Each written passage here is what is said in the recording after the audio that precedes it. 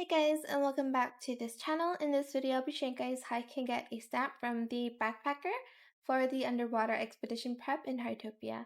So the Backpacker will be located near the forest lake here, and you're just going to talk to him.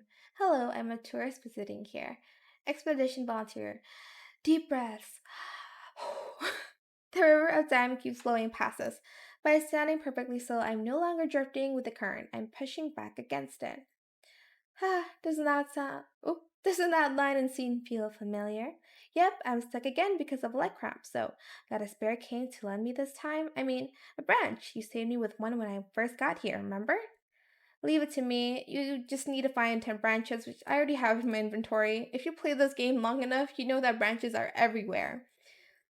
Thank you. So just submit 10 branches and that's it. You saved me again. I guess having someone to help you along the way really matters sometimes. No, I'm not thinking of anyone in particular. What were you about to say? Oh, right. Recruiting volunteers for the Whale Canyon expedition. Don't worry, the seabed's still part of this world. As long as my legs hold up, I'll go take a look when I can.